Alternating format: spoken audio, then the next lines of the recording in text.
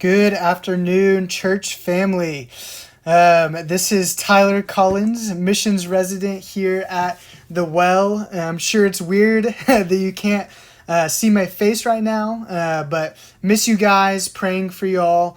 Today, just really wanted to provide an evangelism tool. I know that for me personally, I have non-believing friends that are starting to ask questions for the first time about their faith, about who Jesus is. And so I know that all of us want to share and want to engage in those conversations.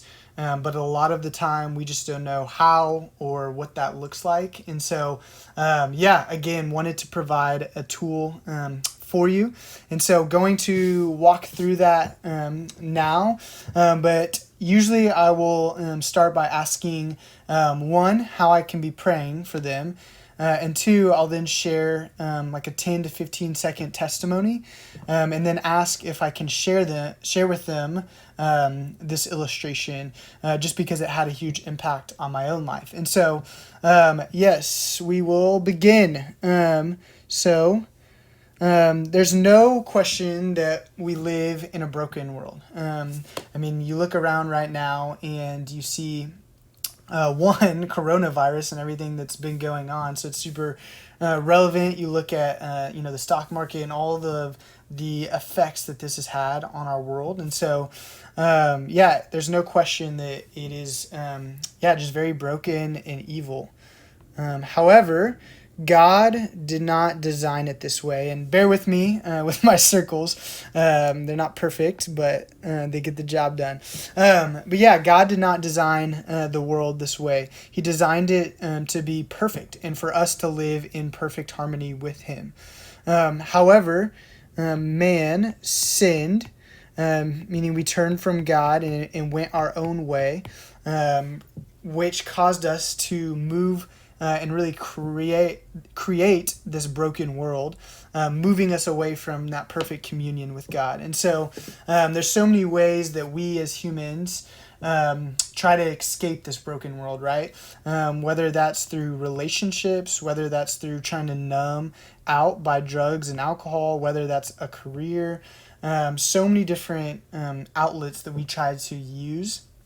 But the reality is we just bounce right back into this brokenness, right? No matter how hard we try to climb the corporate ladder or how much energy we invest into a relationship, right? They always bounce us back into this brokenness and we never seem fulfilled. However, God, in His extreme grace, did not want us to stay this way. And so what He did is He sent His Son, Jesus, down to the earth to die or to live a perfect life and to die on a cross, canceling out this sin for us, and then proving that He was God and rising 3 days later, canceling out that sin. And so by believing that Jesus is Lord and making Him King of our life, we can be back in communion with God. And so, by us turning from our own ways and from our own desires and our own wants and trusting that Jesus is the only way that we can be made in right communion with God again, is really how we escape this broken world and again find communion with God Himself. And so usually I will stop the illustration here and ask the other person which circle they fall in. And 99% of the time, they'll say this circle, actually, unless they're a believer, hopefully. And then I'll ask, which circle do you want to be in? Most of the time, again, they say this circle. And then I'll quote Romans 10:9. And which says, if you confess with your mouth and believe in your heart that Jesus Christ is Lord, then you will be saved. And then I'll ask them, is that a decision that you're wanting to make today, to turn and trust that Jesus is the Lord of your life? If they say yes, that's absolutely amazing. You can pray for them or with them, and then you can continue engaging in conversations and getting to read the Bible with them and getting to, really start that sanctification process.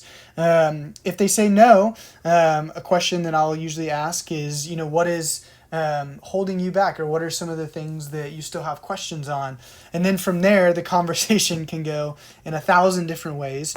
But really, this tool is to open up the door to be able to talk about Jesus and talk about your faith. And it's not going to go like this all the time.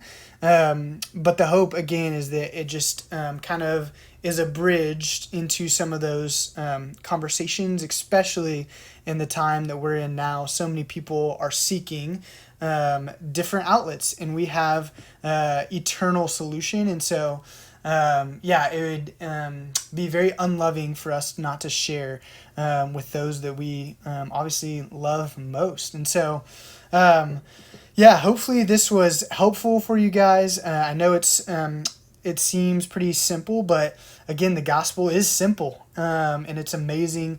And we want to, as a church, live outwardly focused as we abide in Christ. And so hopefully this is a good resource for you guys. Please let me know if you have any questions over the illustration itself. I would love to talk further on that. But I hope you guys have a great rest of the week. Again, love you guys and praying for y'all.